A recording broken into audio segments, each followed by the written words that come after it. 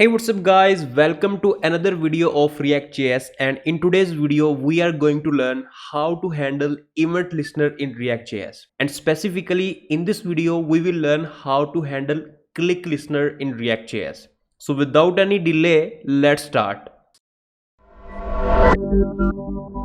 Okay, now if you notice here, I have created a basic ReactJS application and currently I am in my app.tsx component, which exists in the source folder of my project directory. I will hide this now. So first of all, we will create a button that will say click me. So this is same we have created button using JSX, or you can call this HTML. And suppose we want to console something on our browser if user click on this. So how we will do that? So first of all, we need to create a function that will be called when user will click on this button. So inside this app component, I'm going to create that function. So for example, console handle click is equal to, I will assign an anonymous function to this. So basically this is our main function. I have named this handle click. So this is better to give such type of name to this, like handle click, handle form submit, handle mouse over. So this is a good naming technique, but there is no rule that you are strict with this rule. You can also give another name whatever you want, but if you set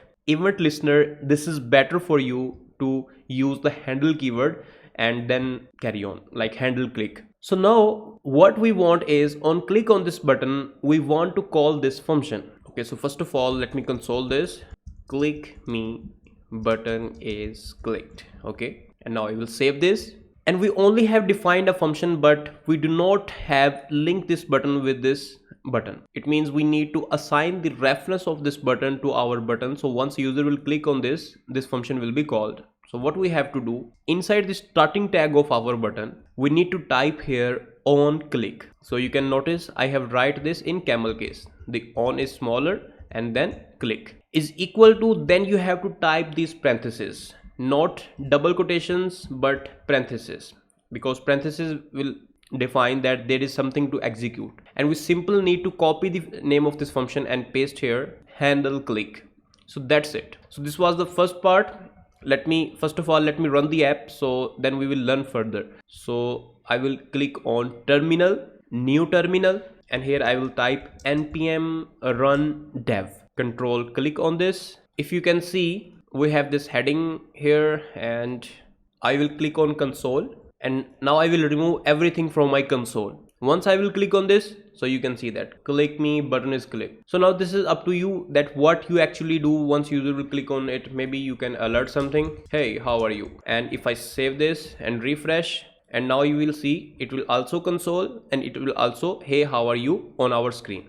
Okay, so the next part is, one thing that I want to tell you is you cannot pass this function like this, because if you will pass your event listener function like this, what will be happen? Once your page will be loaded, your function will be automatically called. Let me show you.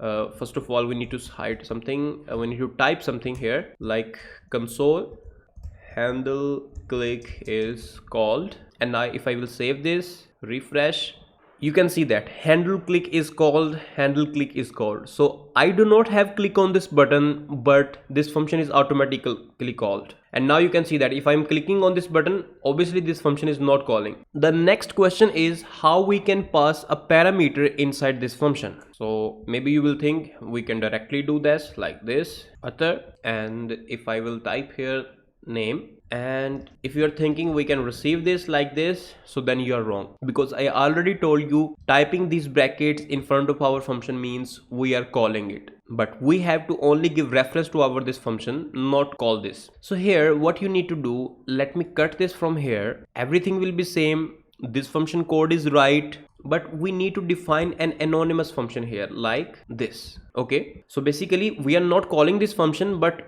we are only providing an anonymous function to our this button on click event listener. So once user will click on this button, this anonymous function will be called, and inside this function we have write another function which is handle click with other parameter. Okay, so this parameter will be now received in by using name and this. Now let me click on save on this, and if I click on it, okay, you can see that handle click is called and we have our name. Let me type space here. Okay, you can see that handle click is called with name Atar, but if I type here Numan and if I refresh, so you can see that yes. So this is how you can pass parameters inside your event listeners. And in the last, now I'm going to tell you how you can receive an event, or let me tell you one thing, because this is a one-liner statement, and in arrow function you can also remove this parenthesis like this. You can also remove this semicolon from here, and also we can remove this parenthesis. So now you can see that our code is looking more simpler. In the last, now I'm going to tell you